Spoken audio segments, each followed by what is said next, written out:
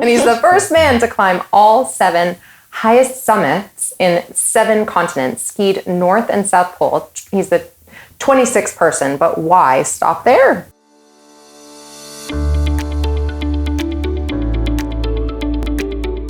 Deepak Chopra says it's never too late to begin creating the bodies we want instead of the ones we mistakenly assume we are stuck with.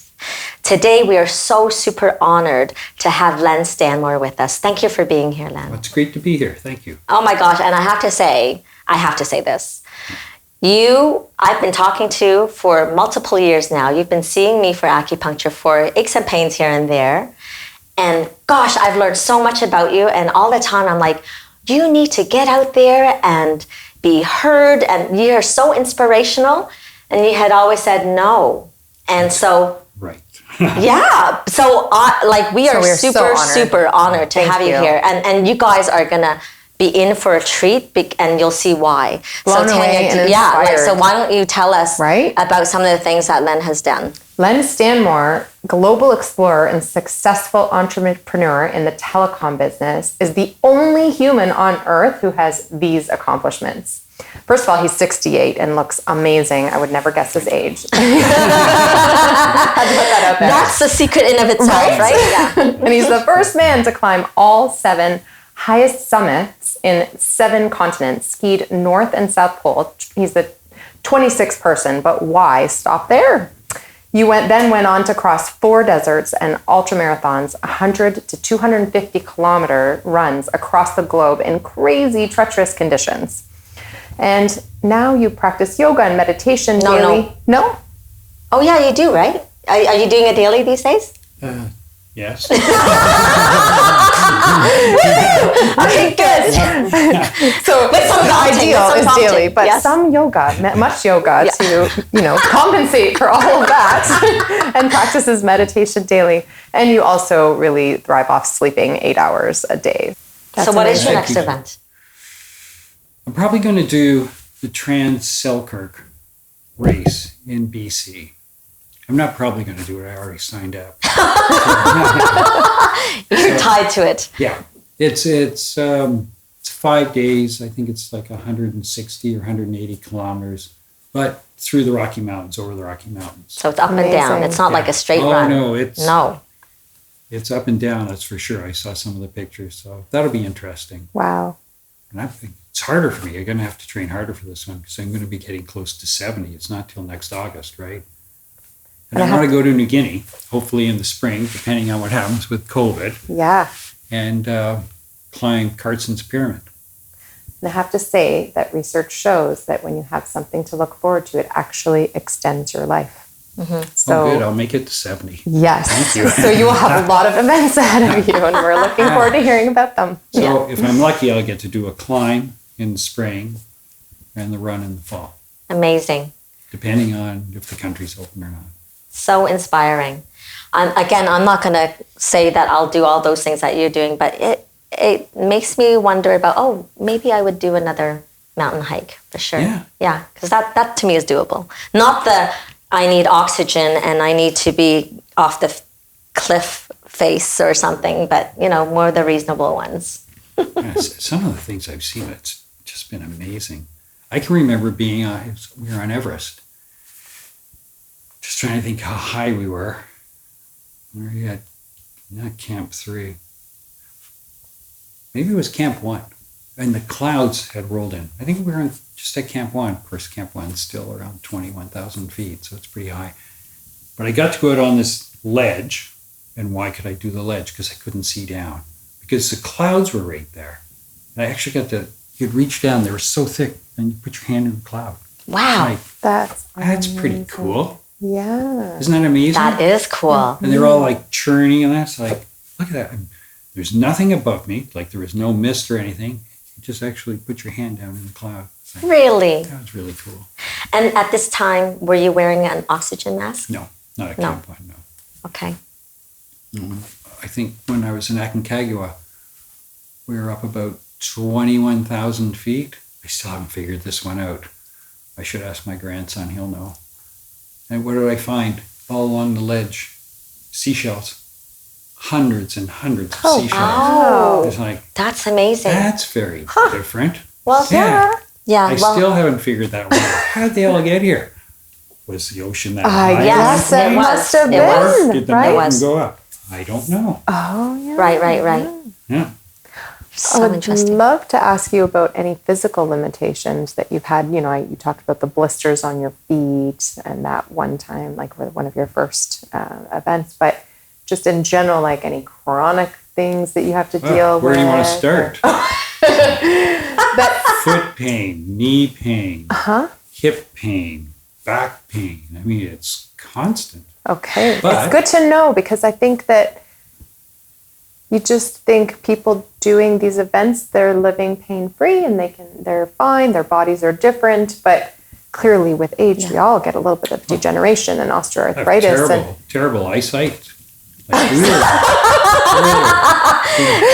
Maybe that's why you went the wrong way. That could be. Did you see that picture where I'm all cut up? I'm sitting in that chair. I don't know if you saw that one or not.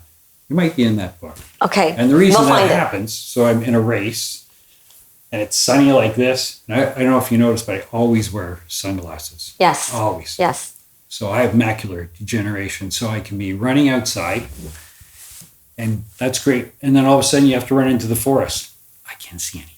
Oh, wow. So, I have to- so what'll happen? So on that one picture that's there, I'm all my knees, my head, everything's cut up.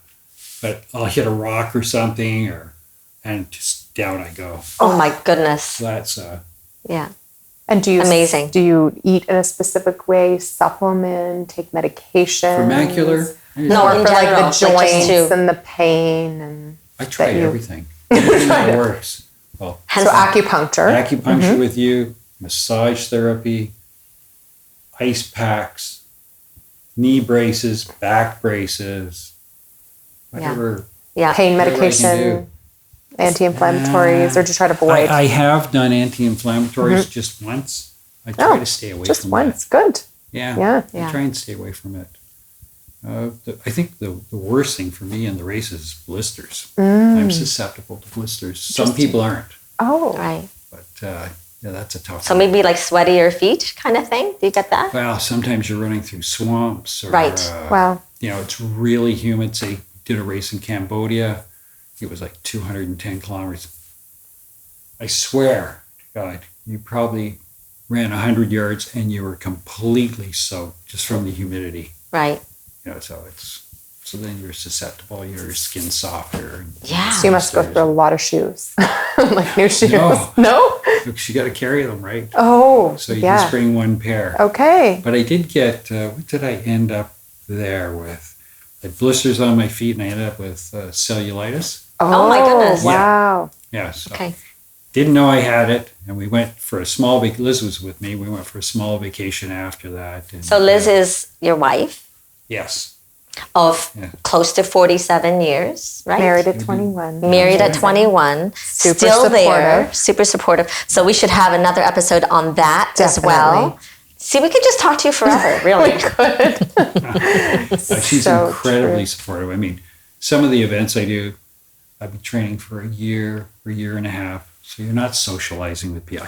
I tend to go into this little cocoon when I have something planned. Interesting. So I really don't like to socialize that much. I don't want to go out and party because I know if I go out and party, Good training. have you ever tried training the next day if you got a hangover? Yeah, it Good doesn't idea. work. It's- No. Doesn't go Yeah. together. So I try and stay away from that stuff. But she puts up with all that. Changing my diet, and she'll follow it. She'll do it too. That's Amazing. And she comes And on a she's lot of the joined you. events. Yeah. Yeah. Like she's volunteered in the Gobi. And it's been 125 degrees, and she's in a tent for 20 hours. You know, Wow. That's handing out amazing. water to people. Well, Oh yeah, but yeah, she's on most of the events. there's some really nice pictures of you guys in this book. Yeah, and it's kind of nice. We get to travel all over the place, and we're together for almost 90% of it. On Everest, she came up to base camp, which is at 17,500 feet, but they only let her stay just the one night. Right. They do that with everybody there. You have to- Okay. Yeah. they think So it's- we're going to be sharing the photos anyway, so we don't have to do it like that. Yeah, perfect. so we're gonna Awesome. shoot it up, and so it's so spectacular, and maybe we'll have So nice. her on with you another time. Oh, as she'd well. love it. She's a great speaker. Yeah. As are you. Yes. Yeah. Very authentic, and I guess at the end of the day, again, it's like the perseverance and the drive and the challenge that keeps you going, and then when you're done, it doesn't stop you. You just keep going, right? But I'm not special. You know what I have? I have a lot of time on my hands. So I have the time to train. But I watch other people that are in some of the events, and they're special. Some people are like super athletes out there. It's unreal. But I've also watched people. I was in a race once, and I was in the Trans Rockies down in Colorado. Mm-hmm. And there was a gentleman who was he was helping out the year before in the Trans Rockies. He was handing out water and that. And he decided he was going to try it. And he had lost 100 pounds, and he was in the race, and he still had a bit to go, but he finished the race. And I watched him come in last every single day, but he did it. Well, but that's so inspiring. Yeah. Mm-hmm. If you watch them, it's like, I take my hat off to that guy. Yes. Wow. Yeah. So you see people like that, or Michelle, who wasn't a super athlete, ran 6,900 kilometers. And not, 100 this month, and every single day she went out and ran a marathon. I mean, it's incredible. It is Pure incredible. determination. Mm-hmm. Yes. Thank you. Thank you so much for inspiring us and others in all that you do and have done and will continue to do. Hopefully. Yeah. It's just a personal thing for me, right? Yeah, but it can inspire people to do so much in so many ways. Like, just, again, getting off the couch or stuck in a place where, I just had a baby and then it's been 2 years later and they stopped exercising and they formerly know themselves to be runners and exercisers, but you get so caught up into your day-to-day Or that an it's injury. like, or injury and not be stopped by injury. So even myself, I have to say that I was diagnosed 2 years ago now about my degenerative disc in my low back. I had severe pain and I was helping myself through it. And then I thought, you know what? I'm just never going to run again and that's okay. Right. And I was getting peace around that. And just very recently, I thought, you know what? Why can't I just lightly jog? So today I actually jog for 20 minutes. And, in the past it would be like, oh, that's like nothing. But today it was like, wow, look at that. That's great. It is great. Yeah. Yeah. So, all those little things make a big difference. So I think what you speak to is like perseverance no matter what. Like blisters, back pain, achy everywhere in your whole body. Yeah. That shouldn't have to stop us. And Shouldn't stop you. You can just keep going. Keep going, but without being stupid about it. Sure. Get the help that If you have you an need. injury, you have to get it treated. Yes. Yes. You'll never work through it. I don't think so. If you're in an event and it's a short one and you got the injury in the event, you could push through the event. But long term, you just can't do it. No way. Because you'll damage yourself. I had Totally. Achilles tendonitis, and the treatment was stop running for a while. Yes. And it's sometimes hard to do when you're somebody who runs all the time Yes. and you bike all the time. Yeah. If you're athletic, to actually just take 2 weeks or a month or whatever is necessary. I ended up changing my workout routine to more biking and weights instead of running. But and then I ran my first only 5K, but still, I shouldn't say only. I was like 5K the other day.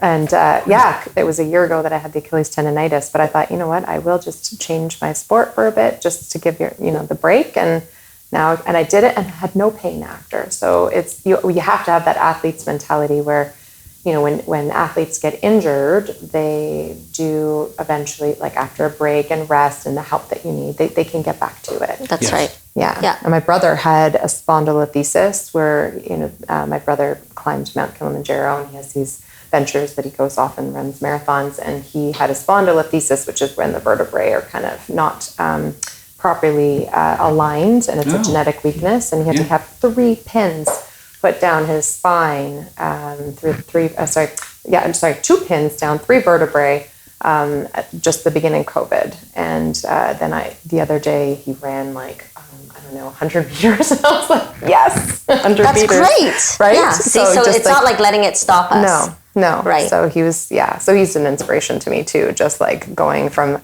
huge runner, avid runner to surgery to then saying, you know what, I can walk first of all, and then do a little jog and a little pep in the step. And he's working back towards it, obviously getting a lot of help post-surgery, but. Love that. And so then that just brings to mind, because we interviewed Jill Blakeway, so you can check that episode out. And she spoke about this 23-year-old or whatever, 20-something-year-old man who became a tetraplegic, and he actually healed himself.